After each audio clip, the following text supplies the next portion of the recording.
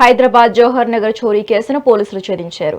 నేపాలీ ముఠా దోపిడీకి పాల్పడినట్లు గుర్తించారు. ఈ కేసులో ప్రధాన నిందితులుగా ఉన్న సెబీనాతో పాటు మరో ముగ్గురిని అరెస్టు చేశారు. 7 నేపాలీ వ్యక్తులు ఈ దోపిడీలో పాల్గొన్నట్లు సిపి సుమతి తెలిపారు. హైదరాబాద్ జూబ్లీ బస్ స్టేషన్లో నిందితులను అదుపులోనికి తీసుకున్నామన్నారు.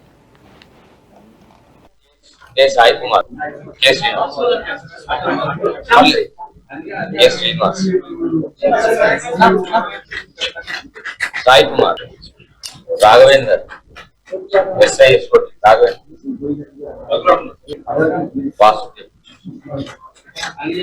Vasudev, Somaiah, head constable,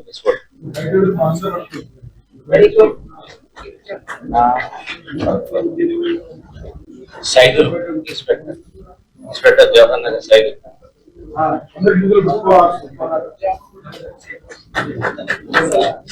Srinivas, DI Jawahar Nagar.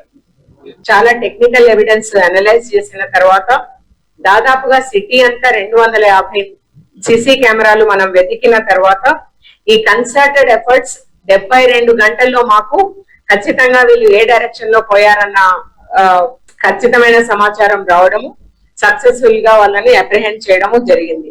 దీనిలో సునీత అలియా సబీనా ఎవరైతే వీళ్ళ ఇంట్లో పనికి కుదిరిందో 28 ఏళ్ళ ఆమె, తర్వాత బిస్వాల్ అలియాస్ విస్వాల్ 30 ఏళ్ళు, తర్వాత కమల్ బహదూర్ చలానే బయట వీళ్ళకి సహకరించిన వాళ్ళు ఆటో దగ్గర, జాంకర్ బహదూర్ చలోనే అలియాస్ శంకర్ 38. ఈ నలుగురు మనకు నేటివ్ ఆఫ్ నేపాల్.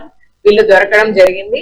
వీళ్ళ దొరికినప్పుడు వాళ్ళు ఏదైతే వీళ్ళ షేర్ 7 మందిలో వీళ్ళ షేర్ ఎంతైతే వచ్చిందో అంత షేర్ వాళ్ళ దగ్గర మనకు ఇంటాక్ట్ గా దొరకడం జరిగింది. ఈ అక్యూజ్డ్ మనకు 16వ తేదీన అరెస్ట్ చూపించాము. ఈ రోజు మార్నింగ్ 10:45 కి మనము రేతిఫైల్ బస్ స్టాండ్ లో అరెస్ట్ చూపించడం జరిగింది.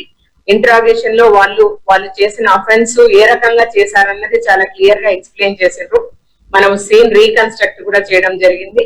వాళ్ళ దగ్గర ఉన్న gold ornaments, silver articles, cash ఇదంతా కూడా రికవరీ చేయడం జరిగింది.